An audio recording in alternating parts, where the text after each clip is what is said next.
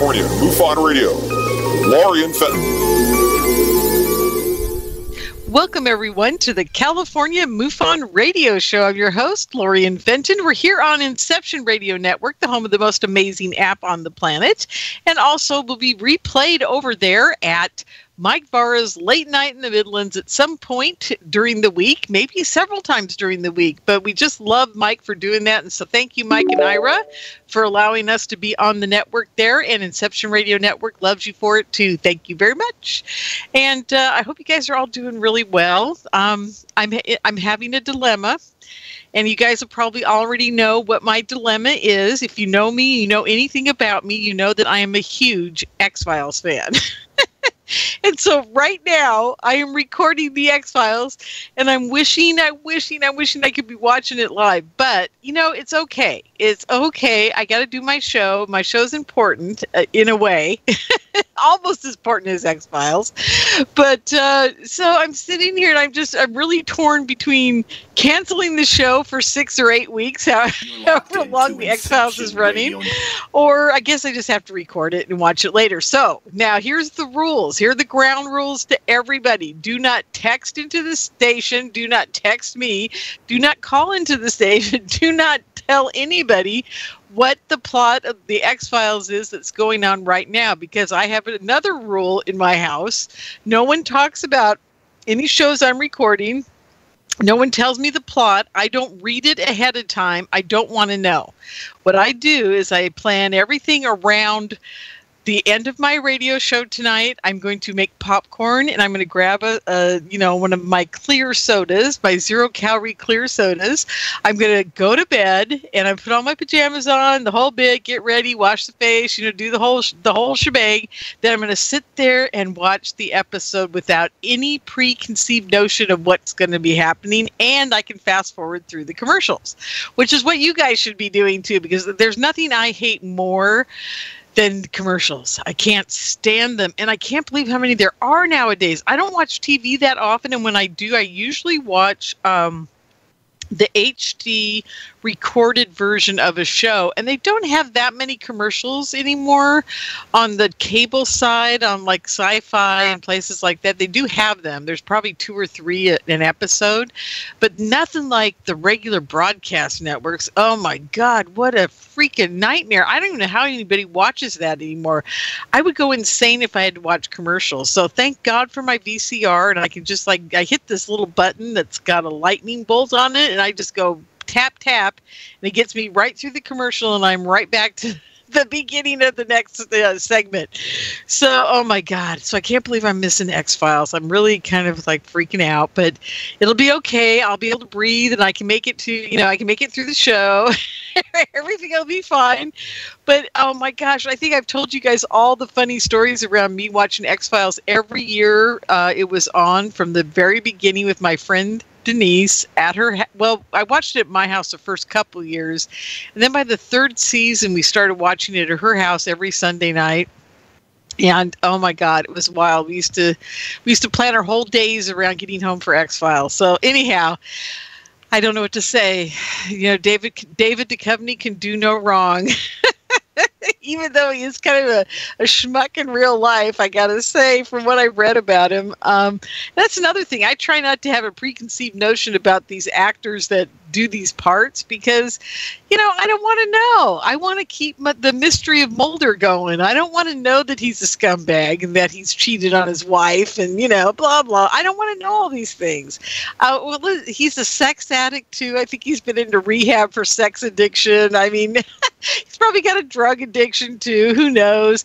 I do know he starred in the Red Shoes Diaries, the soft porn movies. And, he was kind of a hunky porno guy from the beginning. So I don't know what anybody was too, surprised that he had a sex addiction and all this going on. So anyhow, I'm trying to keep that out of my head so that Fox Mulder stays the character that I want him to be. So I know you guys, I can hear you all laughing at me going, yeah, right, Lorien, sure, good luck. But it's important to me to have my little heroes, because that's a big problem we've got. And that's going to be kind of the topic of my rant tonight. As I was driving home, I thought, you know what? I don't have any heroes left in the UFO community anymore. I really don't. And I know some things, as usual, I have people tell me things I don't want to know about, just like the whole Mulder thing.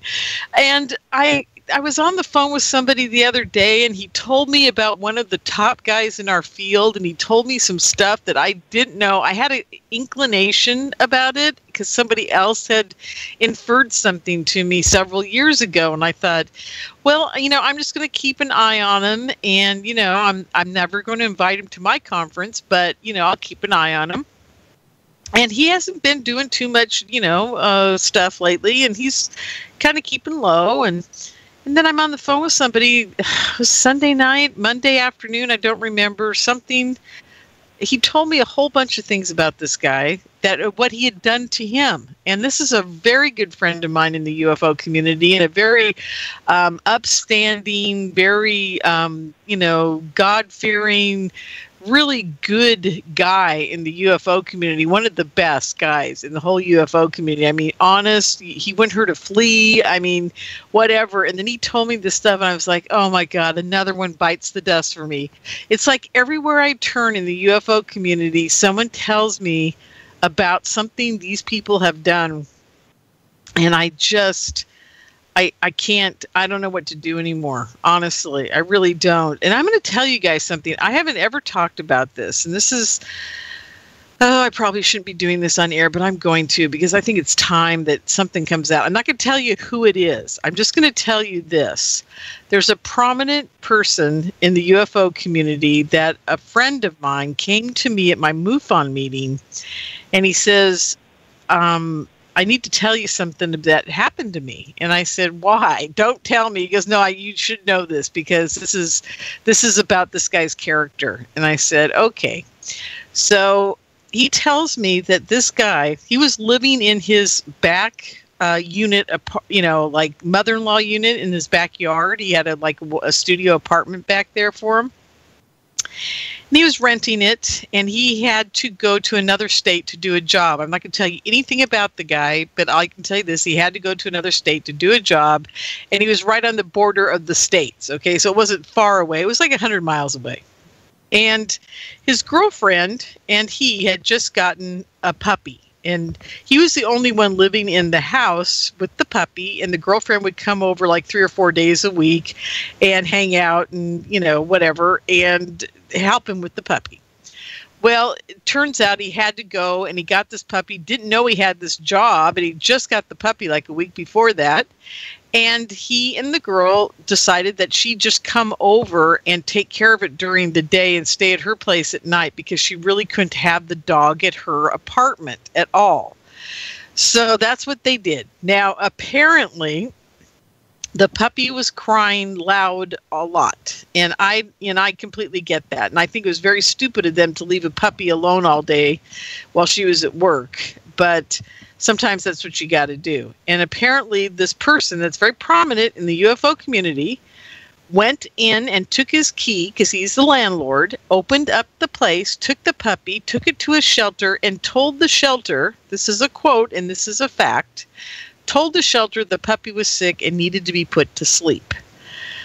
And they did it. And this guy the next day the girl goes to the house and says, what, the puppy's gone. And the guy that rented the place to him, that's very prominent in the UFO community, says, oh, it must have escaped. It took a week before he admitted what he had done. And my friend was hoping beyond hope that they hadn't put it to sleep yet. Now, because he told them it needed to be put to sleep, it was sick and blah, blah, and what have you.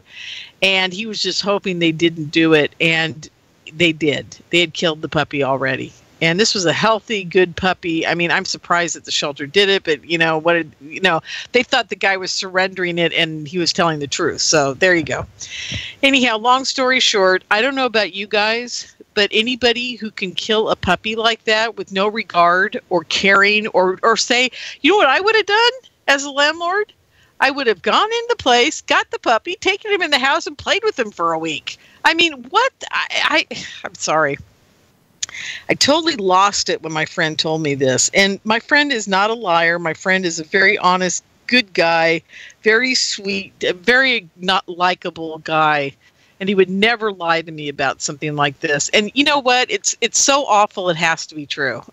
That's the thing. That's what makes me go nuts about this community is people do these horrific things and they just get away with it. And I'm like going, what is going on? And this goes back to where are our heroes in the UFO community? We don't have any.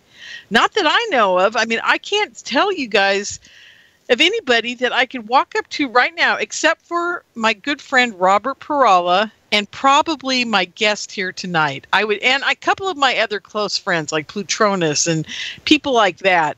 I mean, I know that our guest tonight is Dan Willis, by the way, and he's patiently waiting for me to get done with my little rant here this evening. But I know if I call Dan tomorrow, I don't know Dan that well. I don't know his wife at all. I haven't met her. And if I called him tomorrow, I think, and said to Dan, I have nowhere to live.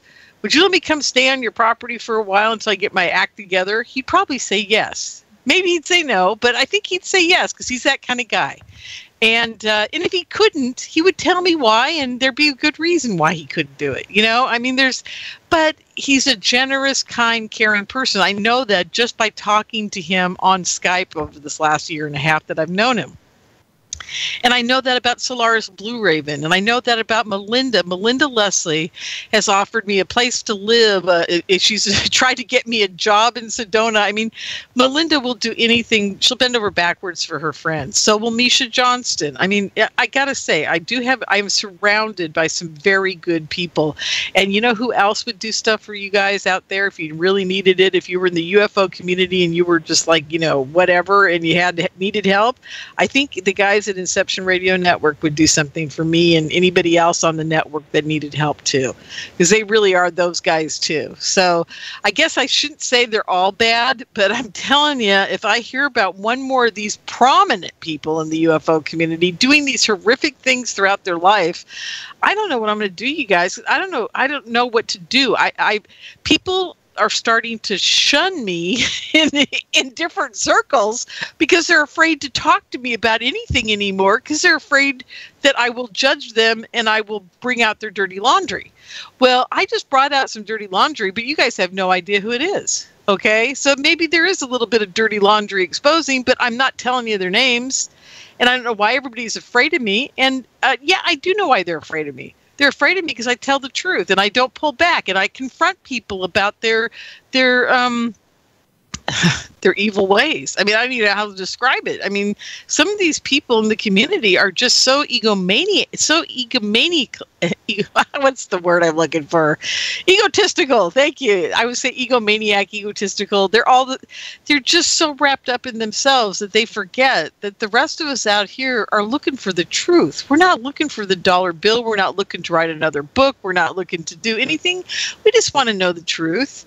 And, you know, in the end, what's really important is the fact that you come to this place when you've been in the UFO community long enough where you just kind of sit there and you look around you.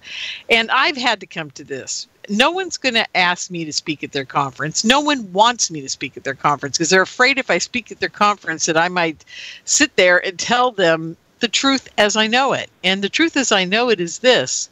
We may never know the answer to anything. Disclosure is happening, but it's going to happen by people that are going to give you the information they want to give you.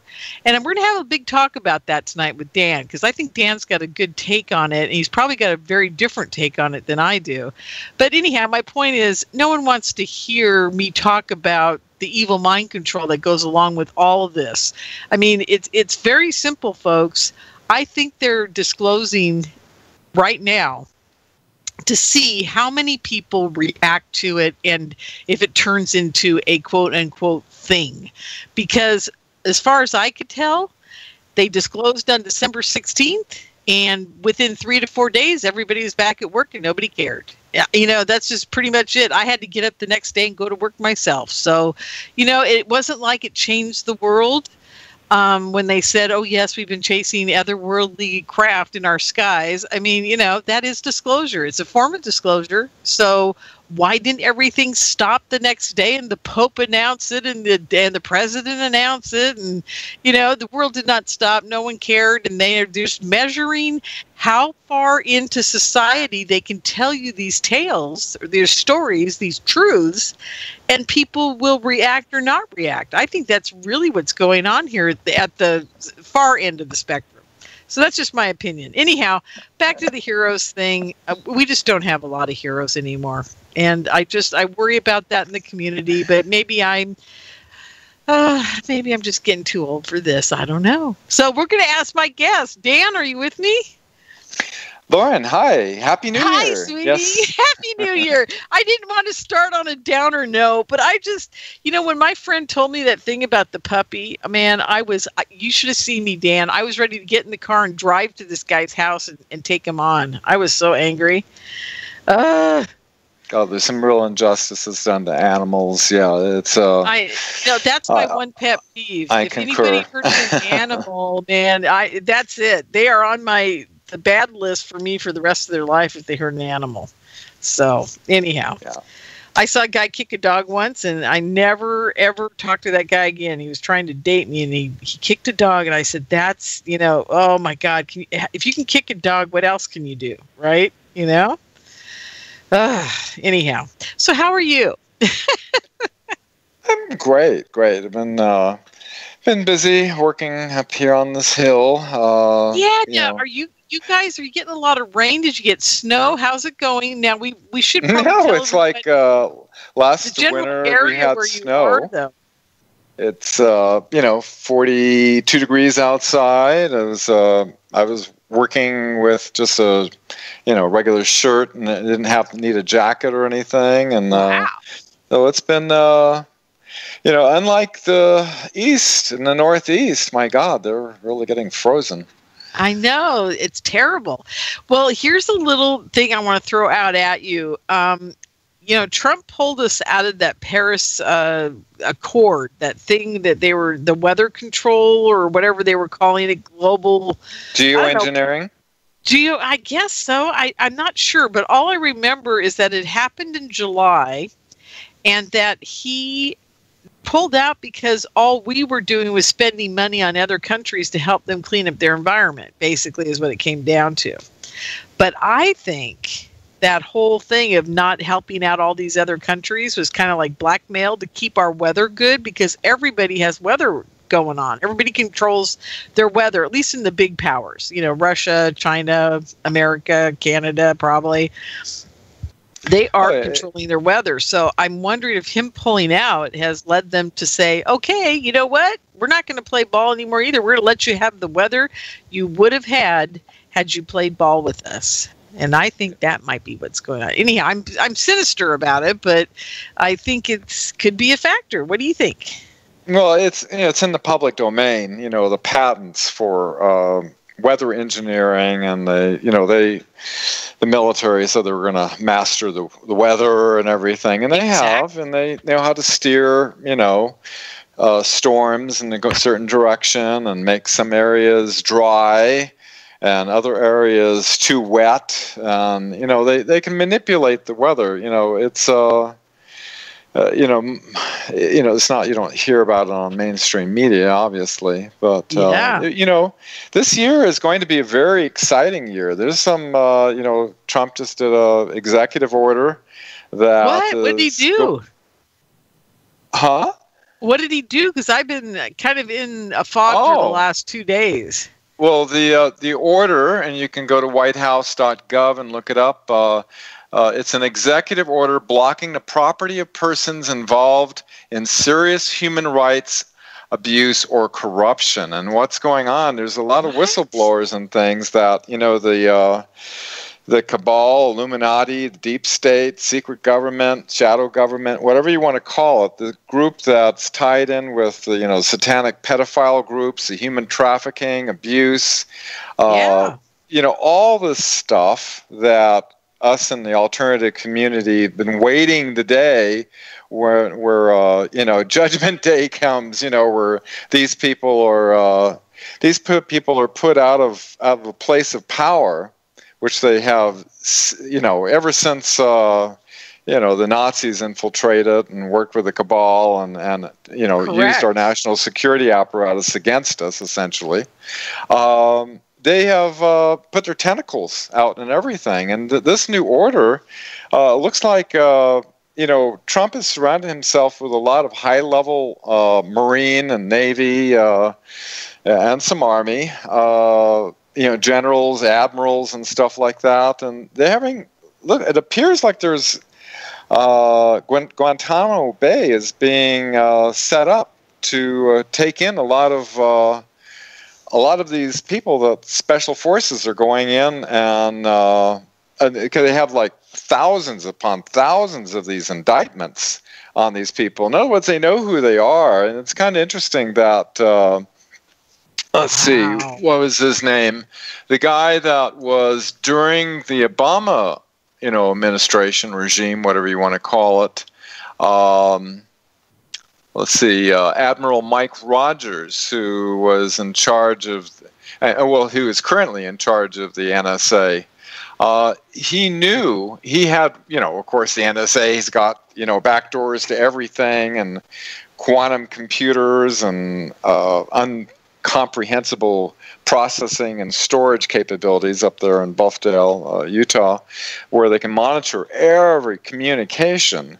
And so they knew the deep state was going to try to do a coup with Trump. And so Admiral Rogers met with Trump. He overstepped the chain of command, which is a real no-no. And he went and gave Trump a warning what was going on. So there's a whole bunch of white hats that that are working together with the military. See, the cabal isn't usually, they're not of the military type, their children don't go in the military, or rarely. Yes. They usually get them out. And you are so right about that. Yep. So what's been going on is, while they've been just feeling like, they've got, everything covered, they're comfortable in their positions of power, and they've got all their money and everything. Well, what's happening is all these cabal assets are being, their funds are being frozen. And so they don't have that money power, and they're being rounded up. And oh my God, are they actually going to prison? Do we see anybody being arrested?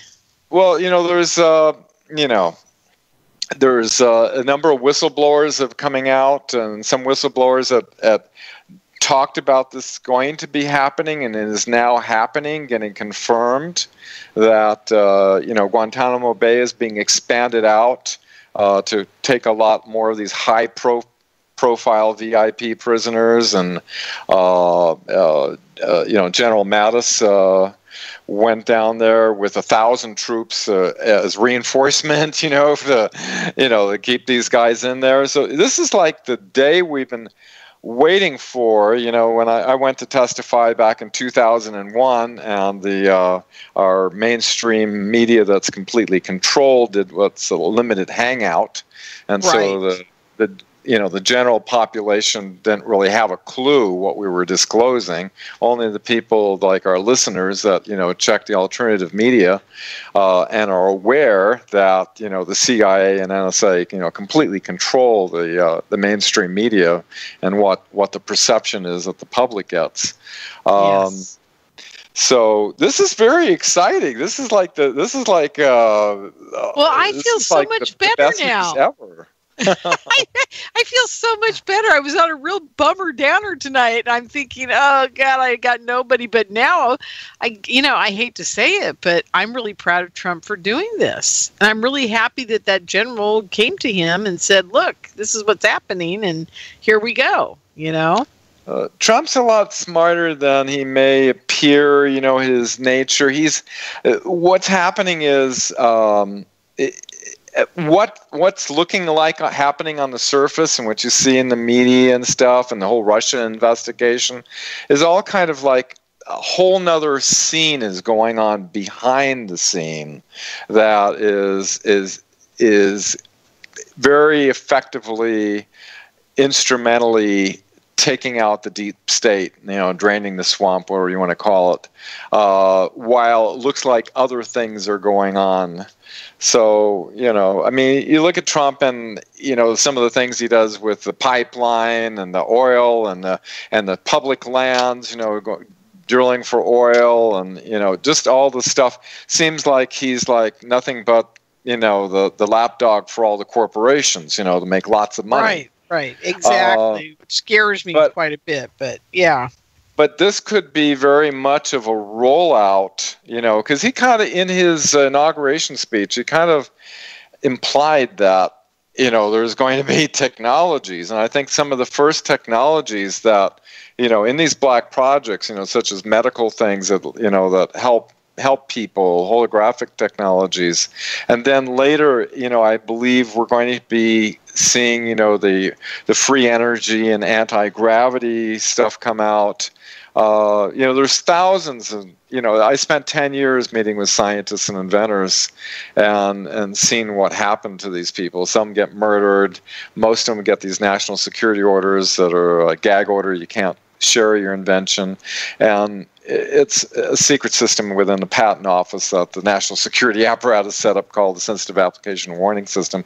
Which, That's right, absolutely. Which we should be talking a little bit about here later in the show because most people don't know about this. But anyhow, go ahead. With your thought about Trump. Oh, well, yeah. For example, the things they suppress for these thousands of national security orders is, anti-gravity, anything that looks like it violates the known laws of physics, right? And superconductivity, anything that looks like free energy, So basically, our entire civilization on this planet has been hijacked, and we've been forced to use these dangerous, obsolete technologies of nuclear, oil, and coal for decades. And it has totally hindered, and besides all the, corruption connected in with Hollywood, all the subconscious programming, the people that are tied into this, a lot of them are tied into secret societies, and they understand the mechanisms of consciousness and the collective consciousness that we all share. And, you look at, all the stuff that Hollywood puts out. Maybe we'll just have a complete transformation. All of a sudden, we'll get truthful information. Hollywood won't just continue with their kill programming, which I call it, Right, everybody's got a gun, everybody's shooting, or everybody's hurting each other or some way. Just like watching Family Guy, it's kind of atrocious, some of the stuff going on. Anyway, some of it's humorous, but then again, you look at it, whoa, it's like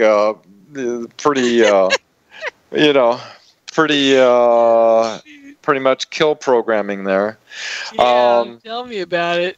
The whole, and it all comes down to it. Of all the things that are going on, what bothers me the most, and I've said this to you before many a time, is the whole mind control aspect of all of this.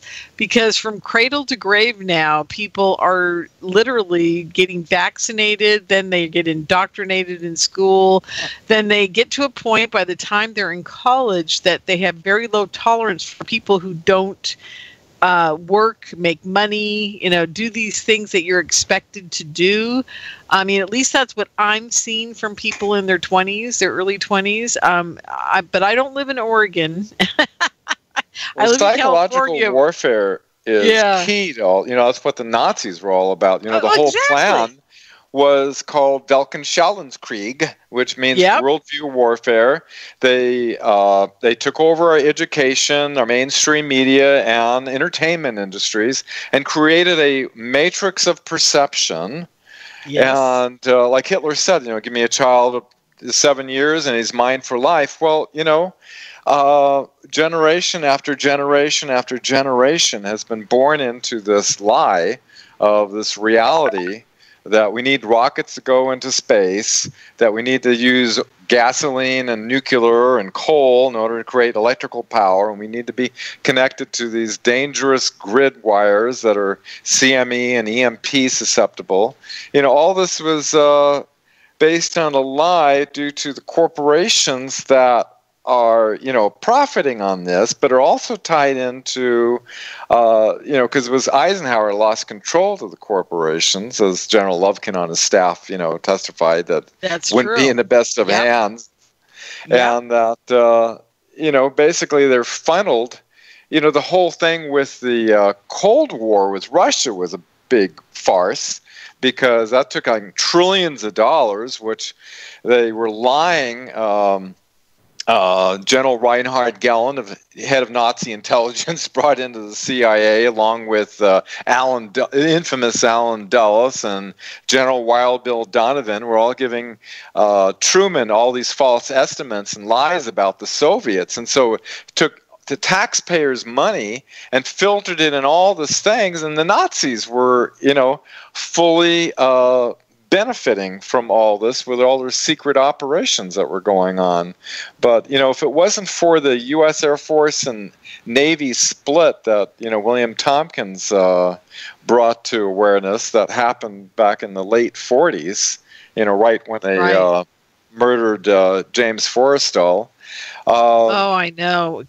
You've reached the High Fashion Hotline. Hi, my family's ready to embrace that whole new year, new you thing, but our workout clothes are so last year, old us. Get to Old Navy now. Old Navy? Yep, right now, get up to 50% off all Old Navy active styles. All up to 50% off? New me likes the sound of that. Active bottoms start at just $15 for adults, $12 for kids, with tops from $7 for adults, $6 for kids at Old Navy and OldNavy.com. But hurry, it ends soon. That's one resolution we can actually keep. We're going to Old Navy now. High Fashion, Old Navy. Valid 1/4 to 110, excludes in-store clearance. That whole thing, that's another thing that bothers me, is they've been killing people for so long now to keep them, to keep the story from getting out, that, that's another thing in our whole community, that it gets shoveled under the carpet. I mean, you and I are aware of it because we keep tabs on everything that happens, but I talk to a lot of people in the UFO community and they don't want to hear about it. They don't want to know that this stuff goes on, and it's so critical that people, they can't understand today unless you understand what brought us to today. Absolutely. And the generational indoctrination of information, and how our information has been controlled to basically form the experience that all of us are having today. When I when I went to Washington, I was completely naive about the control of the mainstream media. I thought, my God, how can we say 57 different species already been categorized, bases on the other side of the moon, nukes being shut down, airbrushing the UFOs out before getting to the public, the astronauts are told to keep quiet, what happened on the moon, all this stuff, and that presidents, CIA directors are being denied access, that we have scientists who are willing to come forth and to prove we've got a solution to get off a nuclear oil. All this got disclosed with 22 cameras in the back row of the National Press Club. Tell me about it. I mean, I've been friends with these guys. I mean, with Bassett and Ron and, all these guys. I'm like, I can't believe that they put this amazing thing on. And you know what's going to happen, Dan?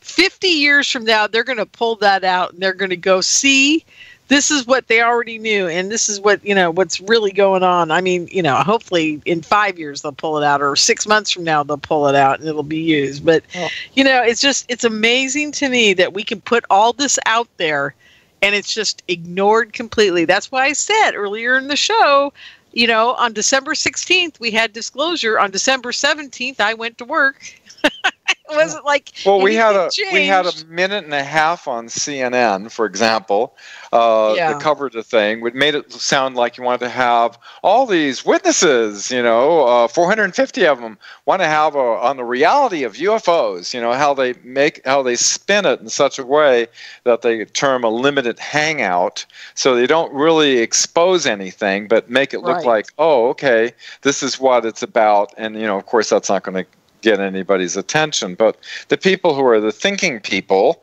that, what's this about? You go, watched it on. By the way, the first hour was jammed by the NSA. They didn't want people, and Dr. Greer had his life threatened not to do the press club. I know that. And David Adair was asked not to be in the press conference because Stephen and David were afraid that with him revealing the alien technology he had touched and crawled all over, that they would, they wouldn't take the event seriously, and they would just go after David and make him look like a fool. So he had to actually pull out his whole testimony on that. Yeah, I remember that. Well, it's a little bit too deeper layer of the onion. Is like we needed to have just the people like my testimony. Basically there is apparently bases deep under our ocean. There were official secret reports going to Chief of Naval Operation, of glowing reddish-orange discs coming out of the water going 7,000 miles per hour. And, speaking of Navy reports, the December 16th thing, obviously when you see it on CNN, BBC, Washington Post, New York Times, political, when you see it barrage, and for several days, it was like right. For 2 or 3 days afterward, getting completely and incredibly acknowledging, the incident, that this is, they don't. Daniel Sheehan, he shared with me a document, 42 CIA NSA operatives don't let any of this stuff out on the mainstream media networks unless it gets approved from the higher level. So this was absolutely orchestrated to put into the public psyche that, UFOs are a reality. Think about that, And so to the average guy, that has a beer watching the football game and goes to work and, really doesn't have, he kind of considers the rest of the people that are into this stuff, tinfoil hat types.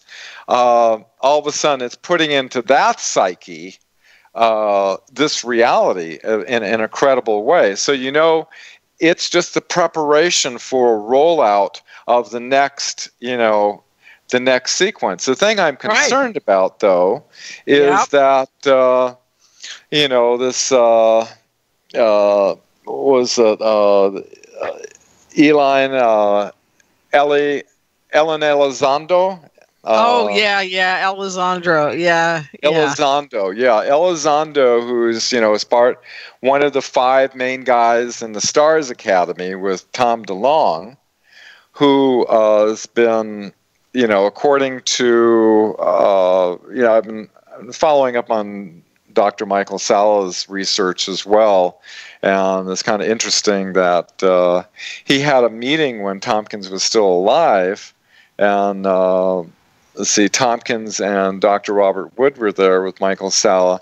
And okay, now wait, I'm sorry, I'm confused. Who met with who?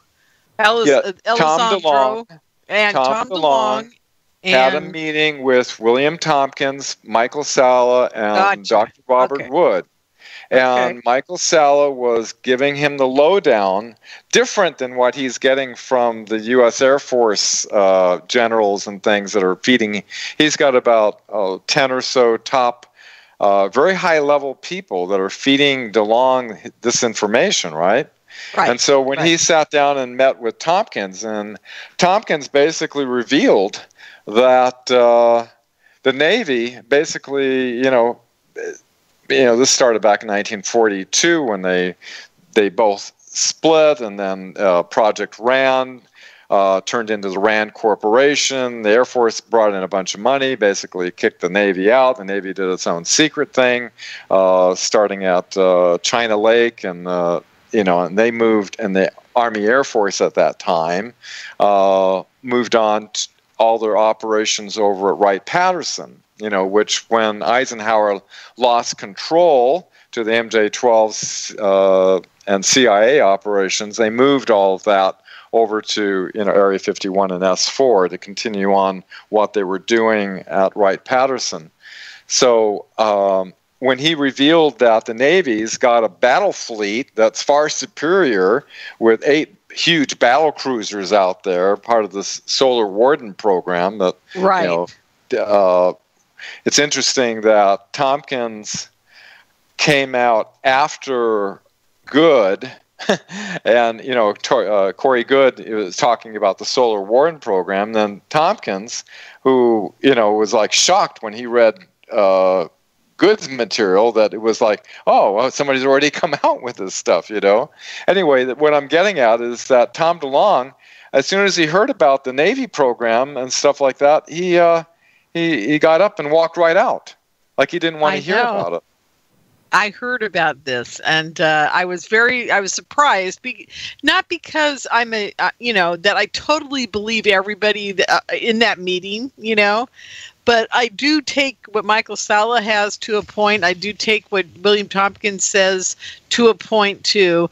There is one problem with Tompkins that I have, and I think I've told you about this live on air. I think there's a tad of mind control going on with him. After skimming through his book, I saw telltale signs of somebody who had been mind controlled a bit to forget or have different kind of what do they call it? Screen memories kind of put in place so he wouldn't remember the truth. I think he was very high level at what he was doing, but I think some of his stories have this weirdness to them, and there's a lot of sexual overtones to some of them. And usually when those start taking place and coming forward from people's memories, that means that they're actually having a screen memory that was put in place to cover up what was really going on. And it may have been even deeper than he even remembers, Well, he was in his mid-90s, so he's going to have, my experience was back in 1969, and I just remember a couple of key factors. I remember it was secret, it was priority, it was a ship off the coast of Alaska, and it was going to the Chief of Naval Operations in Washington, D.C., reddish-orange, glowing, 70 feet in diameter, 7,000 miles per hour, but I can't remember. I can kind of, in my mind's eye, I can kind of see the name of the ship, but it's too fuzzy to say it's credible. But there's a couple of points that really stuck out in my mind. Now he's like, in his 90s. I'm, approaching 70 here myself. Well, one example, my father, he was, a career Marine, and he was, in the back of Tompkins' book, he talks about an incident that happened back in 1951 aboard the USS Coral Sea, the aircraft carrier that my father served on for many, many years. Where in 1951, a cigar-shaped 8,000 foot long. Now, the Coral Sea was only about 1,000 feet long. So this thing's like 8 times the length of the Coral Sea aircraft carrier. And it was 500 feet in diameter. And this thing hovered, I think it was like 7 minutes. And it was at night. It was at about 9:30 at night. And it completely, the carrier is supported by support ships, cruisers and, submarines and things like that. It's supported. So the whole ocean lit up like it was daylight. And apparently the admiral on board met with the Nordic being that was on, and apparently 5,000 crew members were sworn to secrecy, which my father would have been one. Wow. But I did a lot of research on this, and I contacted the head of the Coral Sea Association, the president of it, and I was looking at ship's logs and, just checking this out because, hey, this is kind of personal. This is my father, I even have 1955 movies from him on the Coral Sea, which I put up on the webmatrix.net in the 1951 category. Yeah, I did see some of those. That was pretty cool. Yeah. Oh, you did? Oh, cool. Yeah, of course. I kind of poured over your site in pieces, and I'll go, oh, that looks interesting. I'll click on it, right?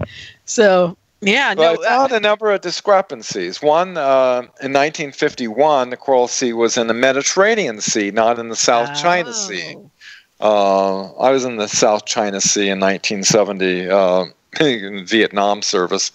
Anyway, that was crazy in the middle of a storm. Oh man, I'm not a sailor. I just can't handle the up and down. Oh my God! Don't even get me started on how seasick I get.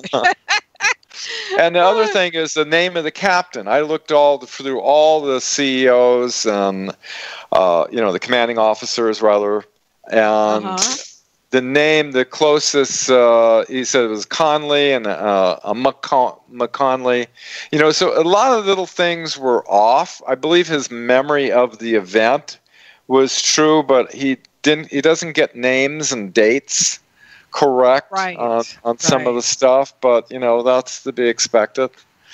Yeah. And over time. And half the problem we've got with people like him coming out that can't remember dates and, whatever, is that people like yourself who are doing the research that are very skeptical will say, well, that never happened because I can't find any blah, blah, blah about it. But what they're not taking into account are two very important factors, which you brought up. That number one is his memory is a little faulty, probably.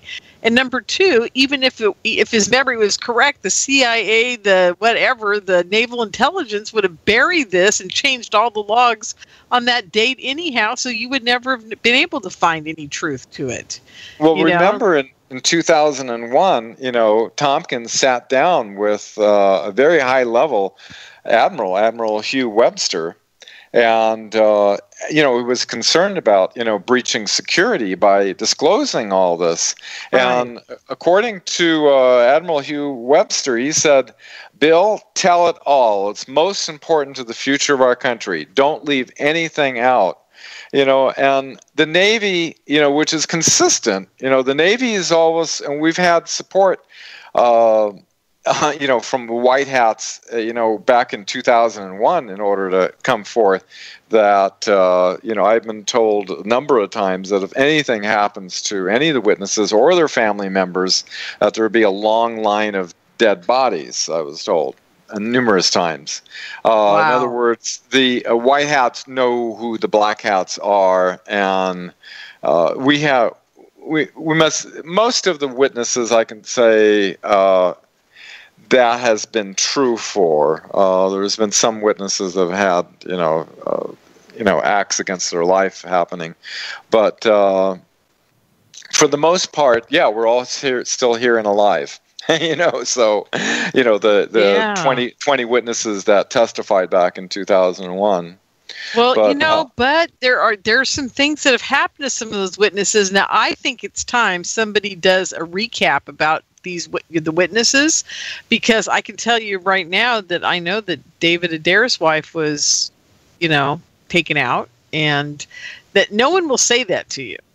See, one of the problems we've got is they have so many things they can kill you with now that they can basically take somebody out, and it could take them 5 years to take them out, and they'll just turn around and when that person's gone and walk up to that person at the funeral and say, we did this, and then walk away, and then that person knows for sure. That's this is why I'm so excited about what's going on. About our military is taking over these corrupt elements that have infiltrated into our U.S. Republic. This is why I'm so excited about this. Because for the then whole they can't world. pull this stuff off anymore. Hopefully we can get to all of them, and we can round them up. I think Guantanamo Bay is not going to be big enough, Dan. Oh, they're expanding it.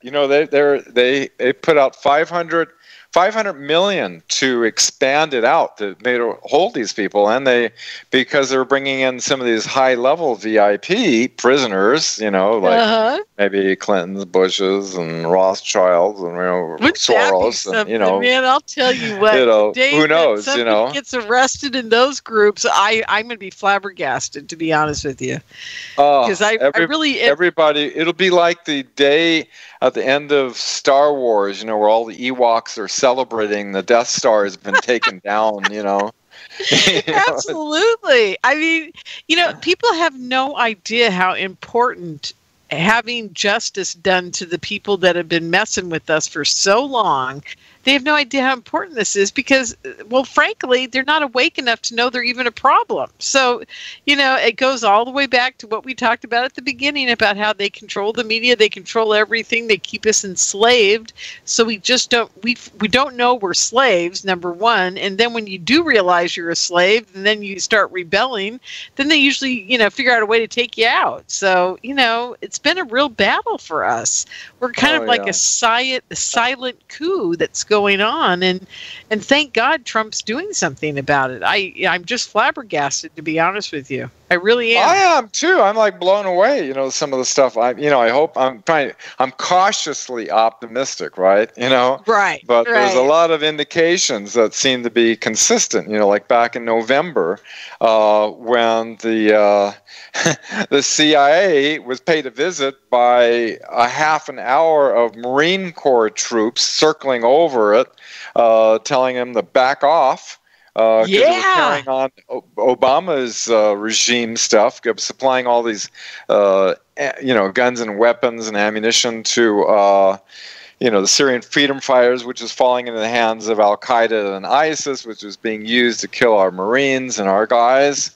And so basically what happened, I had a wonderful 2-hour conversation with Michael Gerloff, who was one of the newly surfacing secret space program, witnesses. Michael. I've met him. Yeah, you know Michael. That's true. I know Michael. Yeah. He's a really nice guy. I really like him. He is a really nice. He just seems real humble. It's not. I don't get a lot of ego about him or anything like that. Exactly. He's just a sincere, wants to see the truth exposed, and what he was saying just so encouraged me by letting me know that what happened when Eisenhower was a 5-star general that was pretty sharp, and he was aware that he had lost control to the corporations, which is tied in with the whole industrial military complex that was tied in with Nazis that had infiltrated.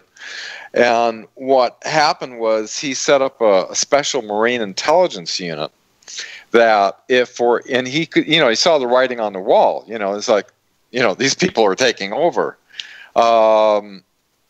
And, because, they told him, you don't have any jurisdiction. It was the whole thing stemmed from him trying to seek plausible deniability and having Nelson Rockefeller restructure the whole thing. Secret executive order replaced all the MJ-12 members, the original ones that Truman set up, and put Allen Dulles as MJ-1 of all people, along with you get J. Edgar Hoover or William Tiller, all the infamous names that, were involved in all this. And what's interesting is, speaking of J. Edgar Hoover, with all the thousands of reports, that JFK files that just got released revealed a lot of different, very interesting things. One, that the Warren Commission, which we know was kind of like a kangaroo court set up to just pin it on Lee Harvey Oswald, who was trained by the CIA and working for them at the time, and the FBI and Naval Intelligence. How's that for being a 3-star? Right. A document with McCone, the CIA director, totally revealed that, substantiating that, even though the CIA put out this thing to start, it was like a 1967, I think, that start calling anybody that comes up with an alternative theory of what happened to the JFK, they call them a conspiracy theorist, quote unquote. And they even say in there, and the conspiracy that Lee Harvey Oswald was trained by the CIA is completely false, which they have their own documents conflict themselves. But the other thing that was interesting is that Hitler, in the JFK files, shows he's alive and well in 1955 in Argentina. And that KGB was well aware that Lyndon B. Johnson, the same one, was involved with visiting the hospital where James Forrestal was thrown out the window. Right. He was an MJ-12 asset.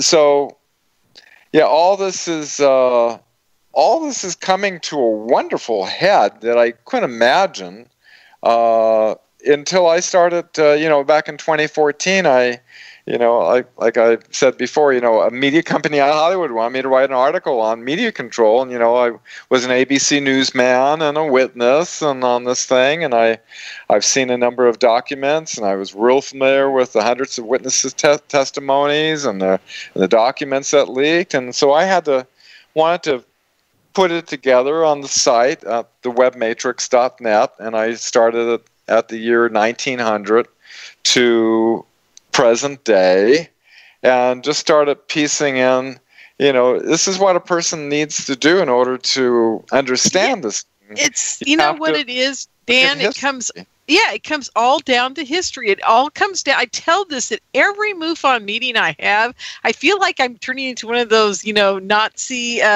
teachers, that used to pound on the desk and say, no, you've got to do, your homework and, this, whatever. But the reality is that it's simple. You've got to understand the history of ufology. You've got to understand the history of war, and you've got to understand the history of politics to understand how we ended up in the mess we're in now. It's really obvious once you start figuring it, looking at the past. And you won't hear about it on, the Discovery Channel or History Channel. You won't hear it. They're completely controlled. You won't hear it about... They're going to give you a false reality, because I have been watching the History Channel, and I'm appalled at their last JFK document release special. Oh, yeah. I just about died. It was so bad. And then they did this whole bogus thing on Oswald, which was just horrific.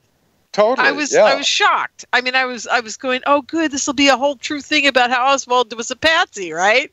And then I watch it, and I'm like, I'm horrified. I was horrified. It was a brainwashing campaign. You won't find the truth. Popular science, popular mechanics. It's interesting. Back in 1957, they had this in Young Men's magazine. The G machines are coming out. Anti-gravity and all this stuff like that. And then all of a sudden, the whole thing got shut down. It went deep black.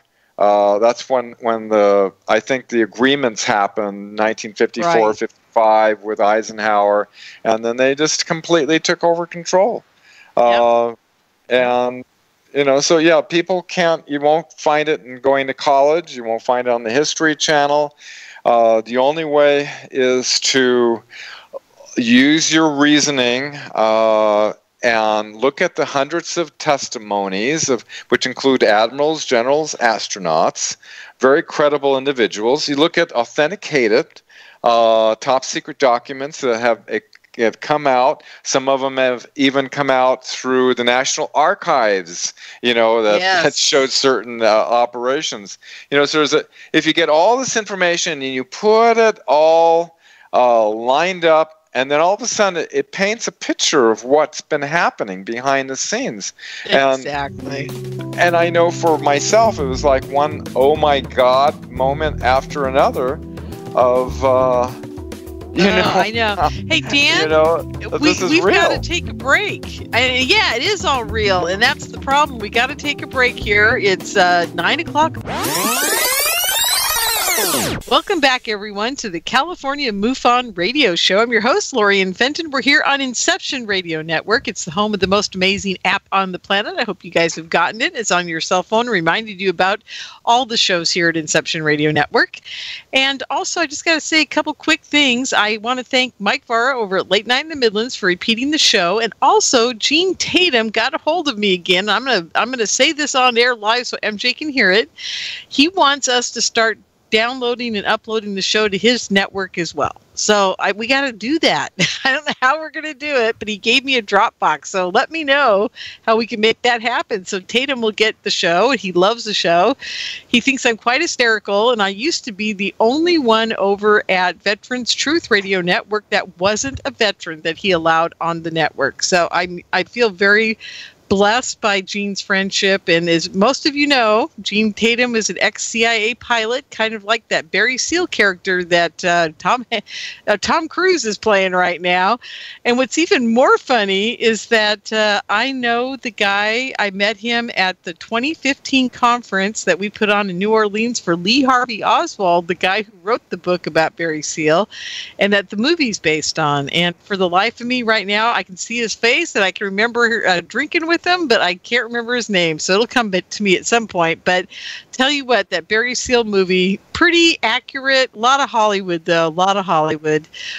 His wife, Barry Seal's wife, was at our conference as well. And the little bit I did talk to her, I could tell they sensationalized quite a bit of it. But yeah, you know, there were scenes in there that I heard. I haven't seen it yet, but I heard from a couple of friends of mine that there was a scene where he is burying money in the backyard because they don't know what to do with it. They got so much of it, it's all illegal, and they can't put it in the bank. And she says to him something about, hey, there's a storm and the money's blowing out all over the yard. And he says something about, I'll rake it up tomorrow, or something to that effect. Apparently, that was going on. That was the real part of their life, is that they kept trying to figure out where to put this money, and it kept getting loose, and it was quite hysterical. So, but anyhow, I do hope you guys see it because it looks good. And, you know, I'm not a huge Tom Cruise fan, but I will watch that just because of Barry Seal. But, yeah, very interesting group of characters. Tatum, interesting stories. And now, and you know what's so cool about Gene Chip Tatum is the fact that he is your quintessential ex-CIA guy. You know what he does now?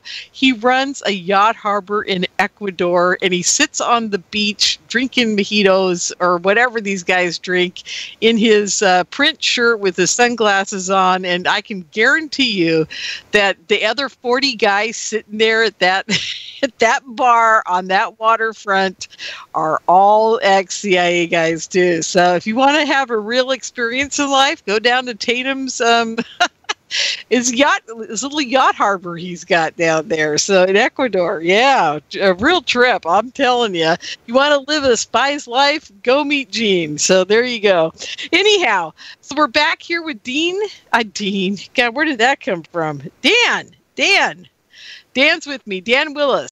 You've reached the High Fashion Hotline. Hi, my family's ready to embrace that whole new year, new you thing, but our workout clothes are so last year, old us. Get to Old Navy now. Old Navy? Yep, right now, get up to 50% off all Old Navy active styles. All up to 50% off? New me likes the sound of that. Active bottoms start at just $15 for adults, $12 for kids, with tops from $7 for adults, $6 for kids at Old Navy and OldNavy.com. But hurry, it ends soon. That's one resolution we can actually keep. We're going to Old Navy now. High Fashion, Old Navy. Valid 1/4 to 110, excludes in-store clearance. And Dan, give everybody both websites. Would you please do that for me?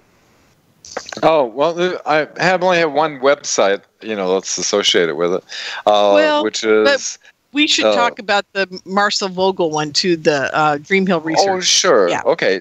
www.thewebmatrix.net.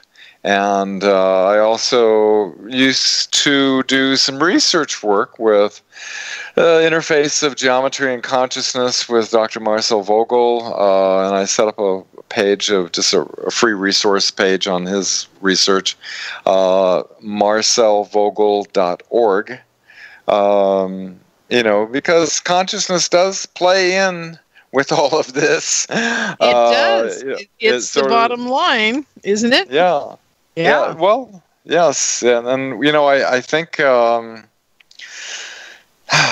God, what an upliftment for the whole world, you know, if these influences that have been creating these false flags, you know, such as the Gulf of Tonkin, so I didn't have to go to Vietnam in combat action back in, you know, 1969, 70, the 9/11, you know, all these people suffering and starving, and you know, and the pollution and the radiation in the oceans, you know, and all the dark, gloomy stuff, and you know, the vaccines and the fluoride in the water and the chemtrails and the GMOs and on and on and on and on, all the stuff that the cabal has been doing to the people of Earth,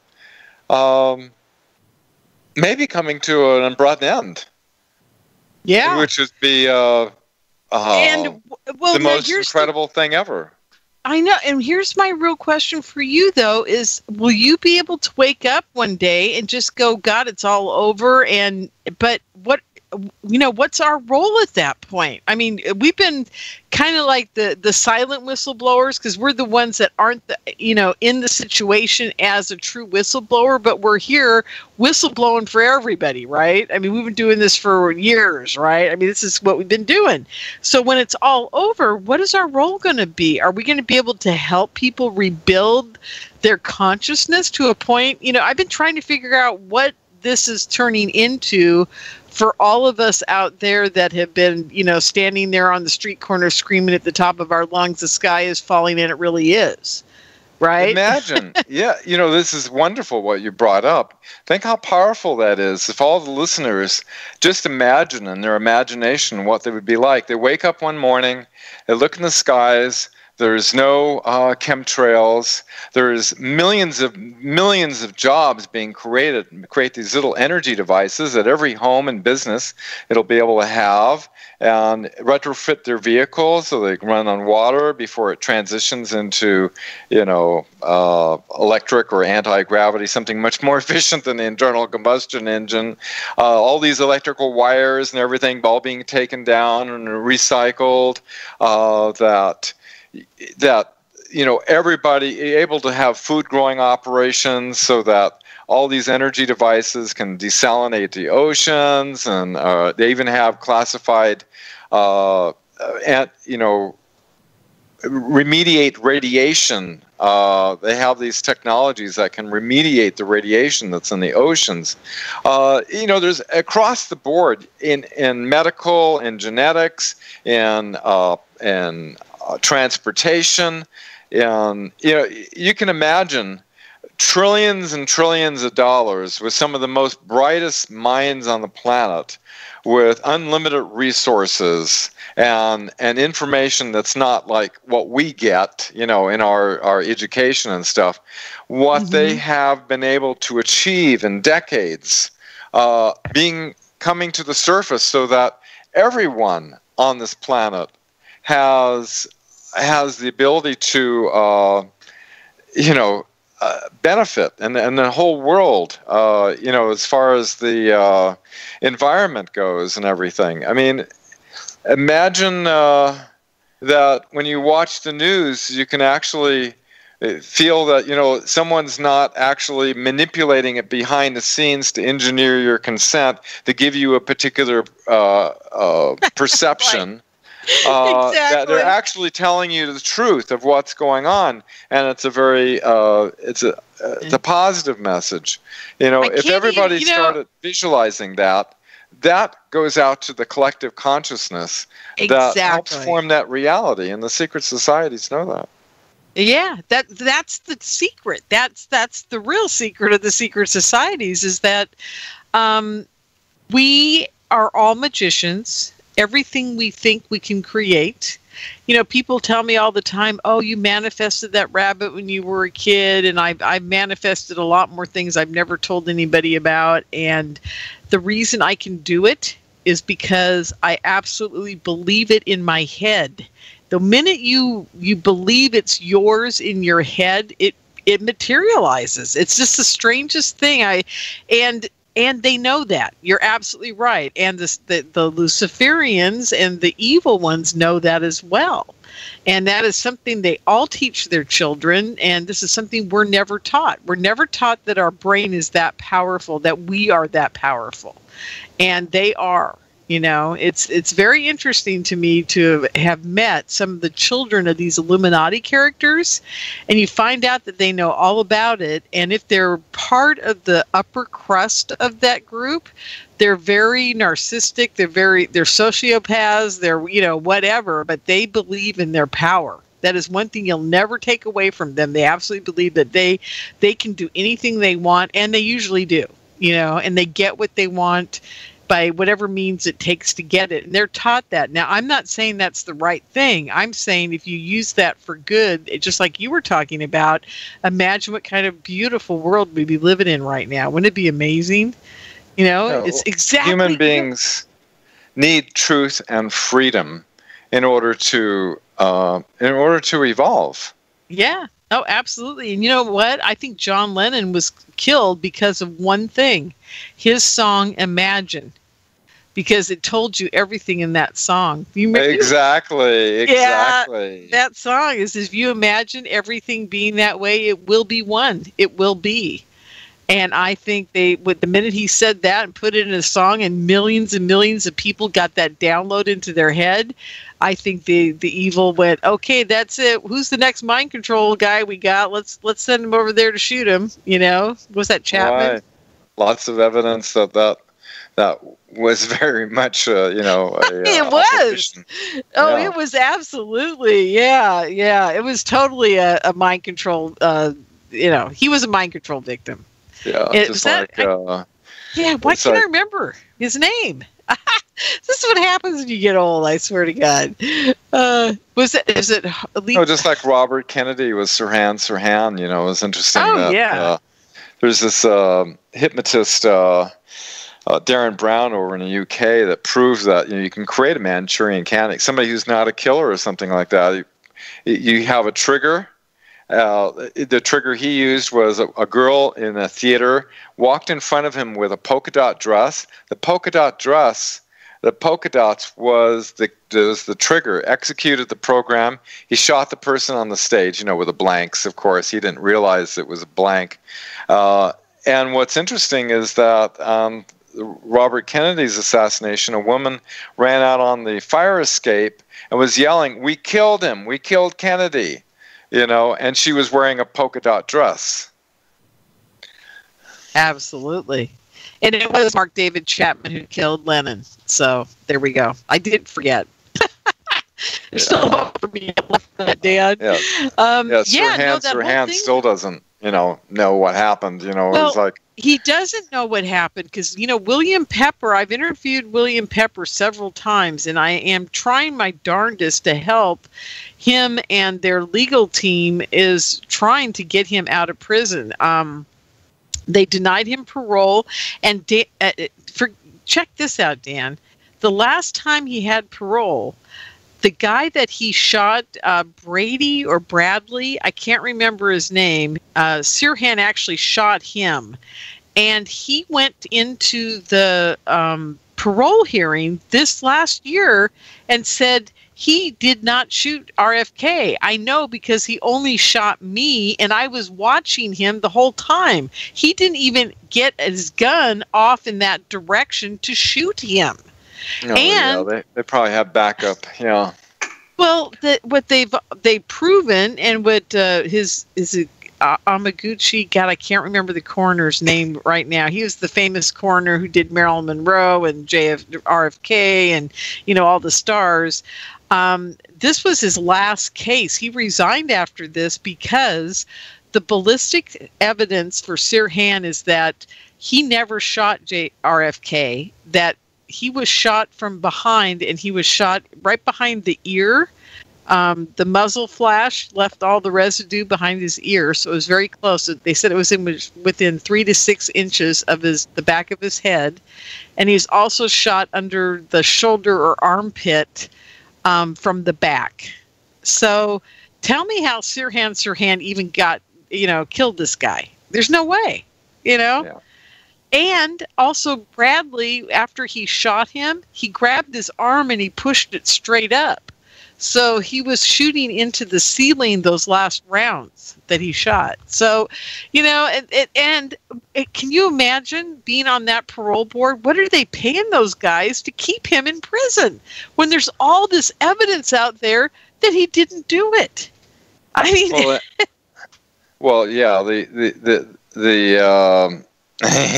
the deep state's keeping him in prison, Of course. I mean, but God, they must be getting that. I laugh every year he goes up for parole. I start laughing. I go, well, that lady parole officer, now we should be looking into where she's getting a yacht, a vacation, a $100,000 bonus. I mean, we should start looking into all these. Like Jack Ruby, he said, "I'm not stupid. I know I'm a dead man," and he died, fast-acting cancer within a month after that. And, you know, they have the CIA guy, you know, he's about the coroner that did Marilyn Monroe, you know, that he came out and confessed that, you know, he murdered Marilyn, and that, you know, the wiretap by the CIA that's signed by James Jesus Angleton, right. They were fully aware that the other next, I think it's the very next, or like 2 days before she was going to give a press conference about the president talking about things from outer space and all this, you know, they had to take her out. You know, a lot of people have been taken out in order to keep the lie going. Oh, yeah. It's remarkable to me. What's even more remarkable to me is that so few people believe it.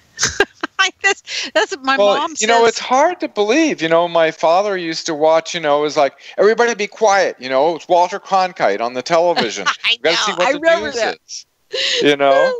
And, I remember that, yeah. And they believed it, every word of it. You know, and I did too, you know, and my parents believed every word of it. My father was, you know, a career Marine and American flag out all the time, and, you know, all this stuff. And, you know, I think our military deserves, you know, I think it's the most incredible thing if the White Hats take over, because it's really, you know, people like Henry Kissinger saying, you know, that military men are just dumb, stupid animals to be used in pawns, you know, for things like that. You know, it's like such a disservice to our military to send them out on these false flag wars for political gain. And a lot of times it's, you know, to keep the drugs running like they were out of Vietnam, you know, shooting out in Afghanistan, you know, because they make a lot of money through these other avenues as well, these unaccounted, you know, into these black operations. Well, you know, this is what I heard from several ex-CIA guys, and I know several now, which I laughingly admit. And Gene always laughs that he gets to be my major CIA guy. But what I've heard from all of these guys at different points, they said, Lorien, don't you know the CIA made so much money during Vietnam that it was a great resource for the beginning of the Black Ops secret space program and all those underground bases you know about and all that stuff. They said, we had a hand in that too. And I'm like, really? The CIA did? I never believed that before. Even when they told me, I didn't believe it. I'm still kind of shaking my head about it because I thought it was all military doing all that. But you know what? After finding out that they were drug running and gun running and cocaine into LA and, you know, all the things they've done over the years, you know, the octopus and the whole 9 yards about what was going on in Los Angeles. I mean, I believe anything now, honestly. Yeah, and the 58,000 young guys that lost their lives because of that lie that, you know, LBJ and, you know, Kennedy was trying to get us off the Federal Reserve, out of Vietnam, and as soon as he was murdered, LBJ switched everything around, escalated the war, was on the phone with McNamara talking about a contrived threat, you know, using the Gulf of Tonkin, and you know, it's this kind of stuff has got to stop. You know, it's like, you know, no more false flags, you know. Yeah. Now, this is quite amazing. I thought about it. He's been in office now for 2 years now? How long has Trump been in office now? You know, he started at the beginning of 2017. So it's been 1 year. Okay, because I always forget that they get elected in the even years and start in the odd. You know, I always forget that. So it's been 1 year. February 20th he started, I believe. Or January. Isn't it January that he got inaugurated? January. Yeah. Well, anyhow, point to this. I'm trying to say, for the last year, have you seen any false flag operations take place? I haven't seen a one that I know of. No, you know, they usually make big changes like 9/11. Look what happened with that, where, you know, we had the Patriot Act, we had all these NDAA. One thing that people don't notice is that, you know, Bush started the Project BioShield, which they had these billions of these unconfirmed vaccines made for the public, you know. God. And at all places. Heinrich Himmler's bioweapons lab off the coast of Germany there, you know, is like, of all places. You know, so, I mean, if you look at the pharmaceutical companies that were tied in with back in the Nuremberg trials, you know, with Bayer and IG Farben and you know, the 13 pharmaceutical corporations that, you know, Tompkins led on, that the Nazis not only infiltrated the CIA and NASA, but they also infiltrated the pharmaceutical industries, which started with I'm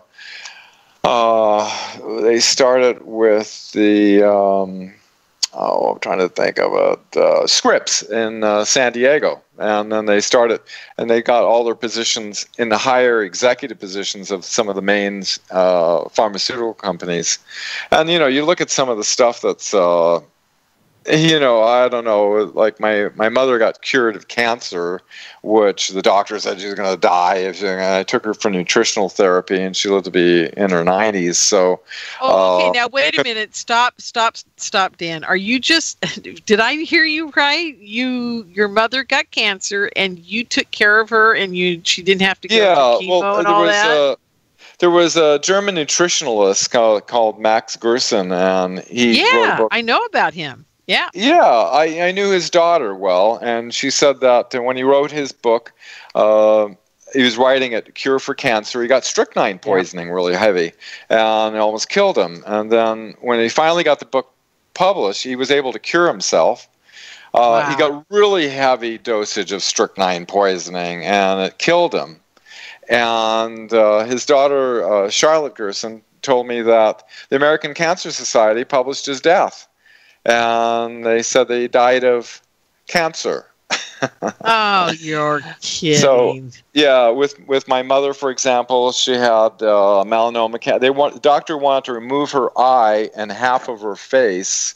What? And I told her, well, I want to try this nutritional therapy, and the doctor said, if you go down there, you're going to die for sure. You're going to die, you know. So I actually spent time down there across the border, because only radiation, pharmaceuticals, and surgery are legally allowed. You can't do any of this.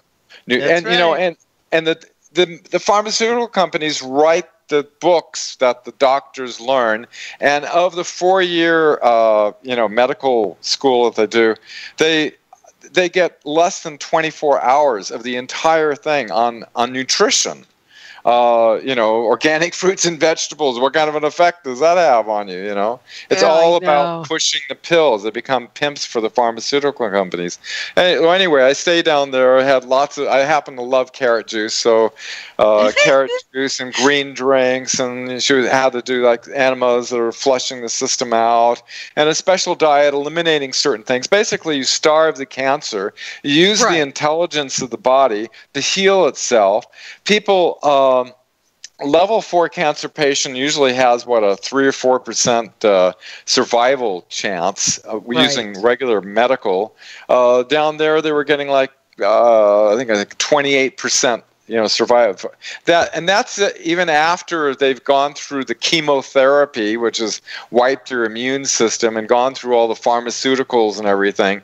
So people at when they given up, they know they're going to die, they go down, they try the alternative therapy, and you know, many of them get healed. Some of them it's too much damage, and you know. Yeah, I would say it's a lot of times it's way too late. You know? Yeah, way too late.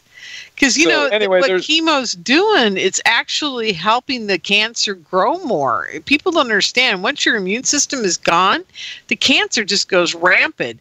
And I think, Dan, here's my theory on this. After listening to all this for so many years and having so many friends with cancer and so many people dying that I know from cancer, I think they tear down your immune system so that they could slowly let the cancer grow back and kill you.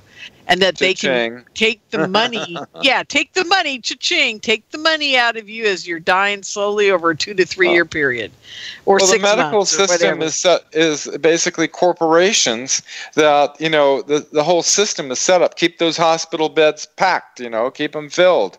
And on you know, like some of the some of the drugs. Like I had an ulcer one time, and I said, oh, you just have to keep taking this drug Zantac, and it will, what happens is if you stop taking it, your body reacts with it. And so it's kind of like one of those things that if you get off of it, something like some of the psychoactive drugs, Prozac and all the other ones that I know some friends that are over in the UK that, they can't get off of it. They get suicidal thoughts, they have to keep on it. And, it just, well, in other words, it's great for making money, but is it really helping the people? And that's one thing I'd love to see, and working with Marcel Vogel and seeing, he worked with 24 medical doctors in the Bay Area who had incredible using consciousness, focus through, cut crystals that help amplify the intention, of what they were doing. And it had amazing, and I've seen amazing things happen, with it, what the consciousness can do in healing. Yeah, didn't you tell me that this woman brought in her daughter and you guys put the crystal on her? And that's the first time I ever witnessed that. Yeah, the doctor and I sitting on the couch, and Marcel actually physically dematerialized a tumor that was protruding on. And it basically, we're a hologram that's being modulated from a higher dimensional level, from our higher self, soul, whatever you want to call semantics, and that consciousness is it's like if you intervene at that higher level and alleviate the program, so to speak. It's basically our healthy program, let's say on the highest level, is perfection. We're perfect all over. And then what happens is we come into this dimension, our karma and whatever DNA and whatever makes us what we are. When you have a distortion that happens, even be an injury, like you get your leg broken or something like that. There is a program that's impacted, that's replaying. Everything has a tendency to perpetuate unless acted upon. And so when you go in there and restructure that reality, it's like pulling the rug out from under it, and all of a sudden the physical reality doesn't correspond. It's like let's see, it was Greg Braden was talking about in Beijing they had these 3 practitioners, and you could see the tumor in the great big thing on the it had a fixed image and a real-time image, and you could see they were imagining that it was already healed, it was already done. They were having a group reality, and they were chanting something of the effect in Chinese of already happened, already done type of thing. And so when enough people believe in that, and in this case we have 3 practitioners, it actually physically dematerialized. And this is consistent with how reality is. According to our belief, reality is affected. Yeah. Well, that's exactly what I was saying about manifesting, because I believe it. I that's how I do it. That's how the magicians do it. That's how the evil empire does it. I mean, this is the secret to the universe, and everybody, you've got to believe it though. See, that's the problem. What they do is they put enough fear, doubt, confusion, and lies within us as we're developing, so we never know what the real pure truth is, and that is just connecting with your love and higher source. It's so simple, it's ridiculous, but they keep you so confused you'd never be able to figure it out. And then throw religion in on top of it, and then you're really messed up. Right. Yeah, throw the religion on top of it. Well, they said they want to have full spectrum dominance over all of and that with the calculated application of the all-important component of fear and terror. See, when a person's in fear, they're not connected with their higher self, and people are easily controlled. And that's why you see all these, all the myriad of crime dramas, and most of Hollywood is nothing but, people killing and shooting at each other with guns. And so this reality is normalized Speaking of normalizing reality, it's interesting that you're recording X-Files, that one X-Files episode.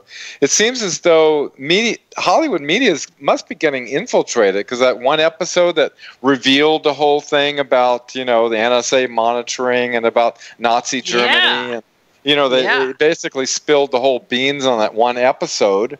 I know. I love it.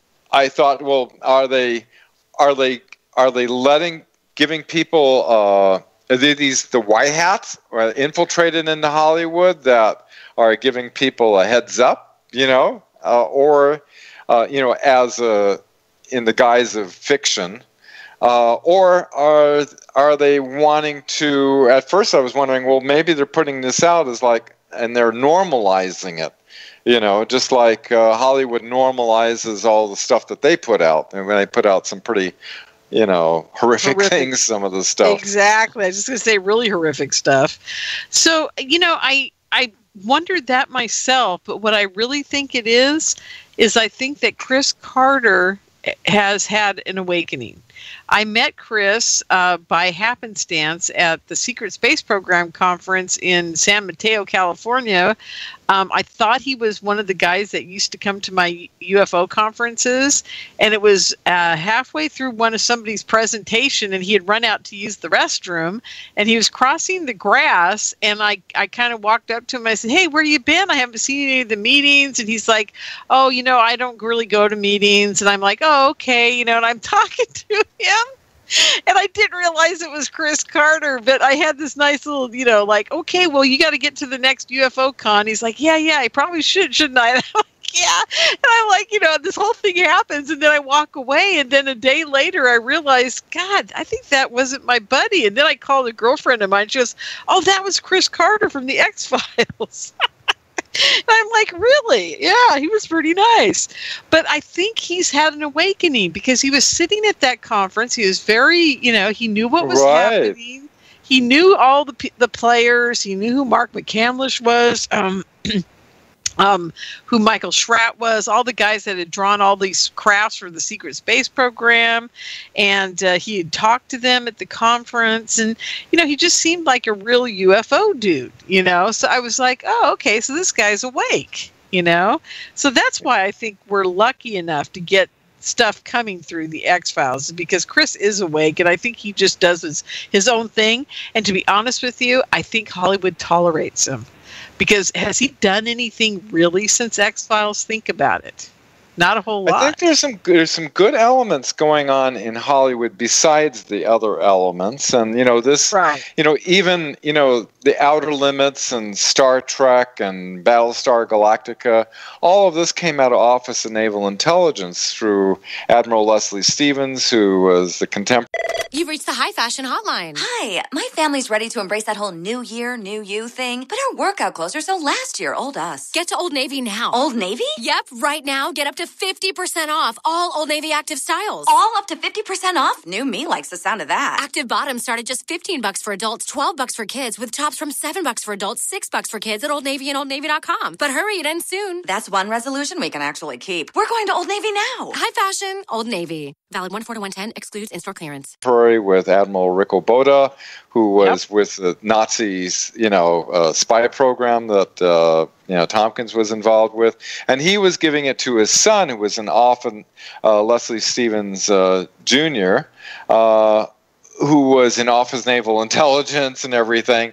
And he was the one that was putting out, I used to love the old Outer Limits, I had no idea. And then he gave Gene Roddenberry basically the script, for Star Trek, and noticed that, it's not an Air Force general that's running the Enterprise, it's Admiral James T. Kirk. So, here you have naval space battle fleets, and, a lot of concepts and ideas were put out, in the 60s and things to people's minds that, warp drives and, beam me up and communicators that you flip open and all these different ideas and things like that were seeding, the population with these concepts. Oh, absolutely. And, if you take it, this is what I've done. I've taken the old Buck Rogers series, and I've looked at the technology that was used in Buck Rogers, and you look at it, and it's truly 1940s, because they talk on radios back in the Buck Rogers series. And, right. And even Dick Tracy had a watch that you talked into, which we have now, of course, but it was more along the lines of radio frequency type of talking than it was a cellular phone. And then you get to Star Trek, and then this thing flips open, and it's called a communicator, and it's like instantaneous communication without having to worry about, radio frequency or, whatever. I mean, it's done on a different principle. At least that's what I thought when I saw the very first one. Okay, so you're already being trained that there is a different type of communication than radio. Okay, so I thought that was very intriguing that in the 60s they were doing digital communication or mental, close to mental telepathy type of communication in some of their episodes too. So anyhow, I think they were introducing us to what was really going on with the aliens at the time. Well, I'm very familiar with electromagnetic communications. I was a broadcast engineer for many years, and I've met with scientists that had this technology that used a new form of communication that you could have a very small amount of power. You can be on the other side of the planet. You don't need a cellular system where you have to have, these hexagonal cellular areas that you're driving as switches from one cell tower to the other. Yep. You don't have to have this 2.4 gigahertz, a watt of RF energy going into your brain, which is, it's proving, the tumors on the right side of the brain have just gone skyrocketed. And, these things, next to your testicles, that works for the eugenics groups, Yeah, it does, doesn't it? But there's other technology that I would love to see all these cell towers just taken down. I know they don't. There's also, the colony collapse. Oh, there could be a whole new technology that doesn't radiate, that works more in harmony with the physical biological systems. Now, is this the Tesla system that's bouncing off the atmosphere and using the atmosphere for communication? Is that what you're actually talking about? No. This uses this type of circular polarization, kind of a vortexial type of. I don't have all the information on it, but I just know that it hardly takes any power. You can have multiple channels, incredible wide bandwidth on it, and incredible signal-to-noise ratio. I was sitting down with these scientists talking about it, but I never heard anything more of it. It's like the big cell conglomerates, Verizon, AT&T, like that. They have a huge amount of money into this whole infrastructure and all these billions and billions of cell phones. I'm just concerned about all the children and things, using them and putting it up to their head and, talking for hours. Oh, I know. I know. I mean, there's alternatives. We need to bring out these alternatives and recycle the old and bring in the new. I can see a day where, the transition's happening, where we do have a lot of people working in jobs so that every home and business, can disconnect from the, it's not going to feed the corporations anymore. It's not going to feed the oil companies. It's not going to feed the nuclear power and coal companies. It's not going to feed the cell carriers anymore. It's going to be more for humanity. On the whole, this is be the new world. That's my and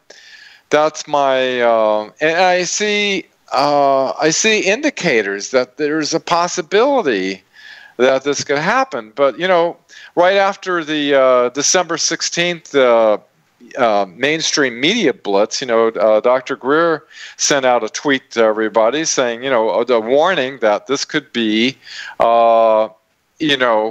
the type of situation that could be the false flag with the hoaxed alien event, which they, report from Iron Mountain revealed they were planning on having continual enemies, and they were talked about, contriving a threat from outer space. This is back in '67, and when von Braun died in '77, he revealed that plan as well. So and they had the stuff to pull it off, too, obviously. So, there's that dark side of the whole thing. But you know what? There's too much of an awakening. Too many people are like catching on. A lot of people are aware that there is a push with, the DeLong group and these Air Force people to do like a limited disclosure because, there could be human trafficking. What really shocked me was the whole underground plant program Nazi Germany had with an empire of slaves is what Heinrich Himmler wanted to have, and he did have, all these concentration camp victims working in these plants. And right after the war, here they bring over Xavier Dorsch, the mastermind who designed and built all those, to build these starting in New Mexico. And they started branching out, as Phil Snyder is like 130 or some of these maglev trains, huge, massive underground facilities. What's going on under there? We have new whistleblowers like Emery Smith talking about working on different alien bodies and stuff in these operations. You have all these missing people that show up. It seems like... slavery works well for the corporate bottom line. Yeah, it does. I mean, they can't survive without us being slaves. That's the bottom line here. No matter what we do, all of us are slaves to the system because, I'm paying rent. The minute you start paying rent, the minute you start paying for your electricity, the minute you start paying for your food in the way you do, I'm sorry, folks, but you're a slave at that point because you've got to figure out a way to get that item again the next day. It's not like it's something you can just buy once and forget about, So, there's that issue. But I wanted to ask you about Emery Smith. I don't know anything about him, and somebody said his name to me yesterday. And I said, I'll look into him. Who is this guy? Well, he's been coming out recently on the Gaia series. Okay. This is a show with Jay Widener. He does a series called Deep Space. I highly recommend it. It's 99 cents for a month. You can just, blitz out and watch, all these incredible series. But the Deep Space one's totally worth it. There's incredible research done on that. Emery Smith has been in these programs. Like they're kind of like groomed for this kind of stuff. Just like Phil Snyder, his father was one of the paperclip scientists, so they're kind of brought in at an early age, some of this stuff. But he was working out of in New Mexico in this facility that, this underground facility that was, dissecting different extraterrestrial bodies, Oh, no, really? Yeah. Oh my God. So and he's he's had people trying to kill him and things, just like Phil Snyder is revealing this kind of stuff. They suicided. Is he a doctor? Is he a mortician, which has to be a doctor? He was trained in medical practices, and he pretty bright guy, and he was brought into that program, but. Anyway, all this stuff is coming out, which is really encouraging, and so I invite everybody to every day give a positive. Imagine a world where all this stuff, all these corrupt elements are being exposed and taken down, and that the military that protects our way of life, they have their sweethearts and wives and, girlfriends that they come home to, and they want to, may just, the military may just be our heroes and take out this corrupt infiltration that has happened. I would sure love that. If our military could get involved anyway, man.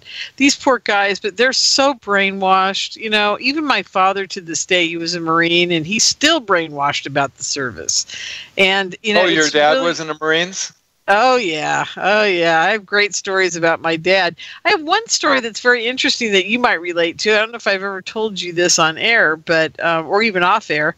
My dad was in Korea, and he was heading over to do he's a gunnery guy, the guy who used to figure out my dad was in the Korean War, too. Yeah. Yeah, he used to figure out where the big guns would shoot off. They'd call him, and he'd figure out the coordinates and then tell them where to point the darn thing, right? Right. And he was trained for that, and he's on a plane. They hit Hawaii, and their whole troop is heading over.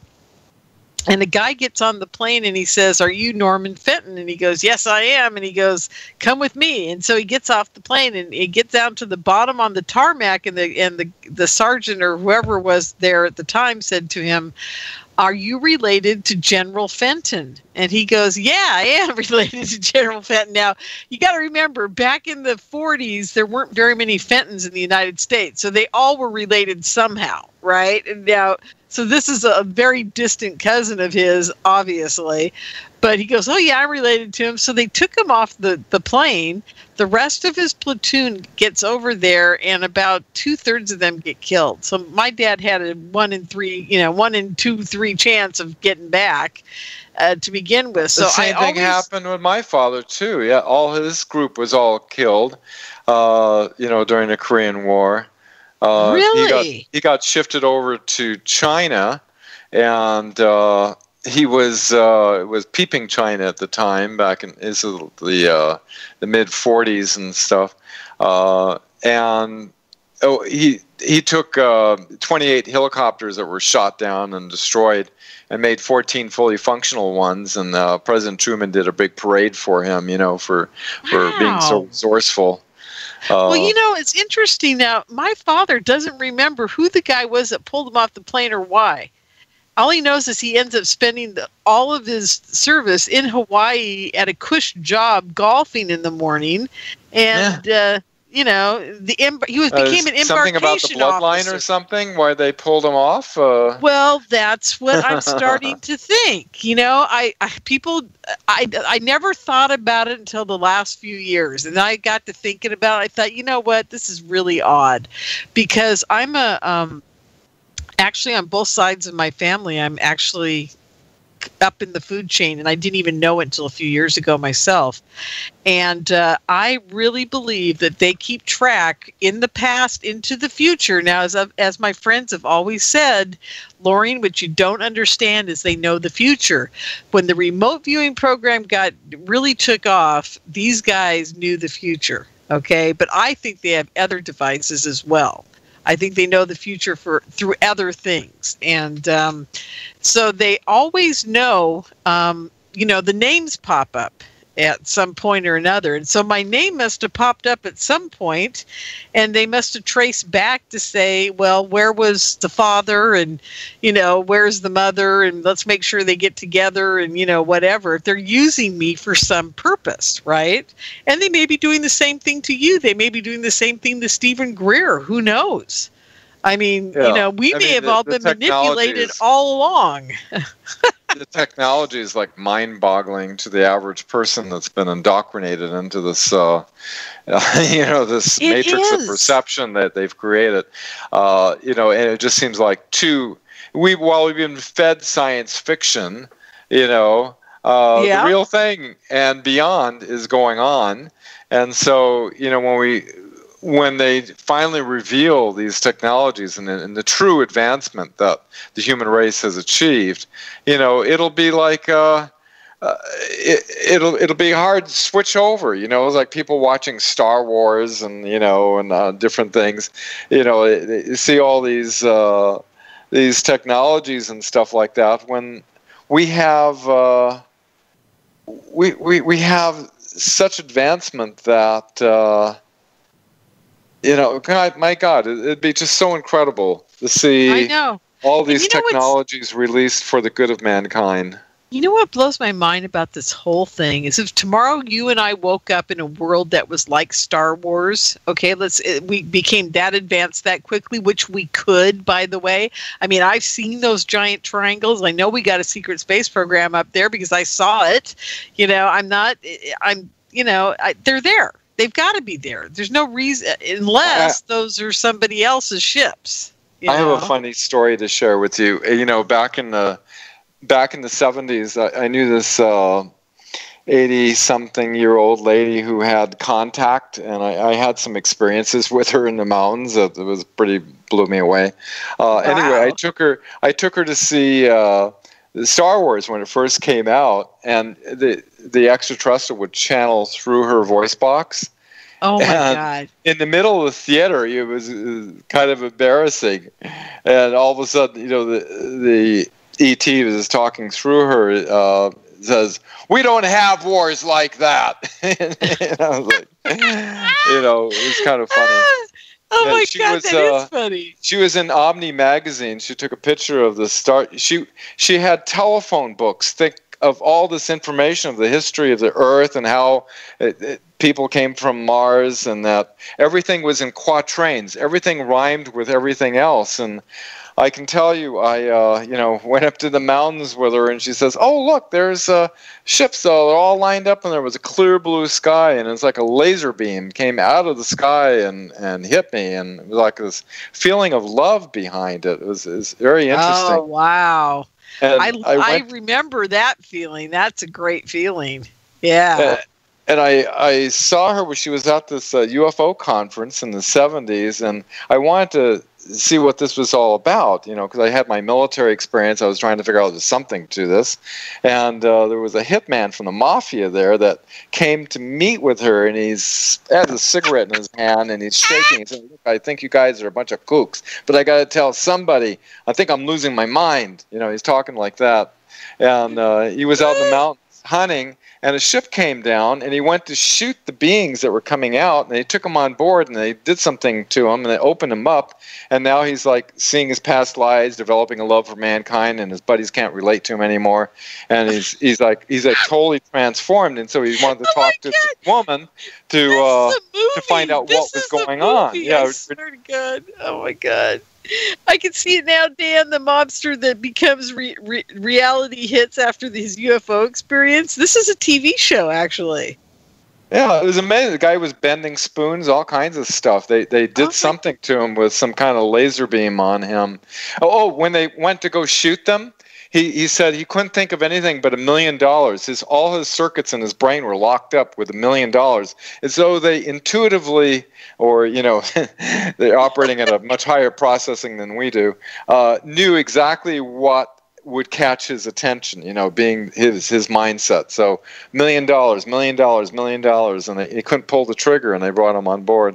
Anyway, just sort of a interesting little side story. That was hysterically funny. I mean, I'm sitting here going, this is, you know, and to see this guy at a conference, and he's shaking, and he's going, "I think you guys are all crazy, but look what's happened to me," right? I mean, and this guy was a hitman for the mob. Yeah. Oh, God. Oh my God, that's a TV show. Have you been watching, by the way, People of Earth? No. Oh, you've got to watch. You got to promise me you'll watch it. Go back and binge watch the first season. The second season's coming out soon. What network? I only get one CBS channel out here in the middle of nowhere. Oh, it's on TNT or TBS. I can't remember, one of the two.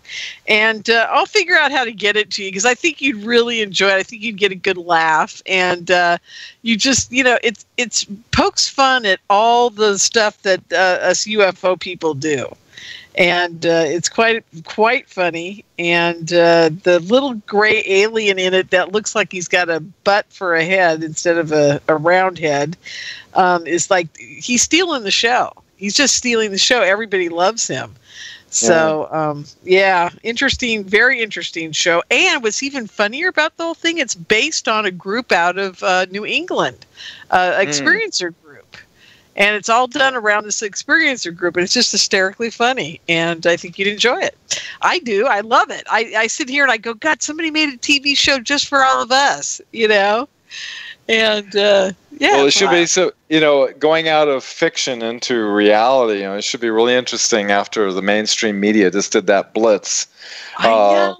What's going to come out, and everybody has to be vigilant. And we don't want the limited disclosure. We want the full disclosure. We want the full information. I want the whole enchilada.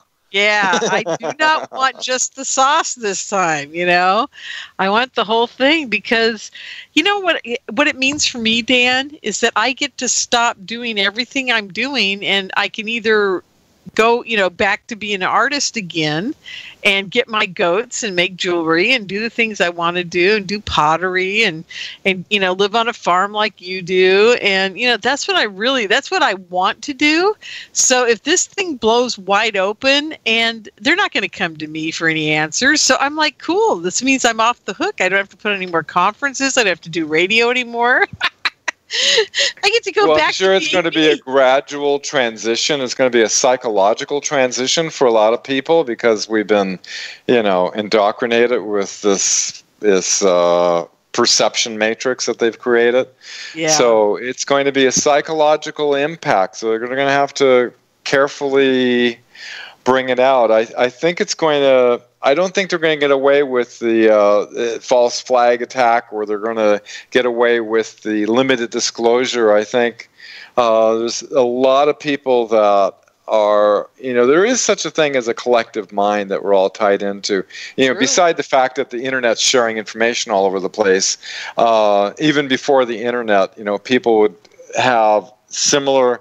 We're all connected, and so there's an awakening, and I'm feeling hopeful for 2018 as being the year that stuff's going to start coming out with the full truth and nothing but the truth. I know, and I agree with you so much. Okay, guys, I can't believe it's 10 o'clock already. Thewebmatrix.net. It's thewebmatrix.net is where you want to go to find all of Dan's musings, and he's got a history in there, and he's got all kinds of stuff. And, my favorite page right now is Imagine This. That's my favorite page today. Oh, that's a good one, yes. Yeah. Use our power to create the reality, yes. That's right. Absolutely. Dan, thank you so much for being my guest tonight. I've had a great time as usual. And everybody, will see you next week. I don't know who my guest is because I crashed my computer earlier today and I haven't rebooted my calendar. So I don't know who it is, but it's somebody important. I can tell you that. So join us next week here on the California MUFON Radio Show, and I'll see you next time. Good night. You've reached the High Fashion Hotline. Hi, my family's ready to embrace that whole new year, new you thing, but our workout clothes are so last year, old us. Get to Old Navy now. Old Navy? Yep, right now, get up to 50% off all Old Navy active styles. All up to 50% off? New me likes the sound of that. Active bottoms start at just $15 for adults, $12 for kids, with tops from $7 for adults, $6 for kids at Old Navy and OldNavy.com. But hurry, it ends soon. That's one resolution we can actually keep. We're going to Old Navy now. High Fashion, Old Navy. Valid 1/4 to 110.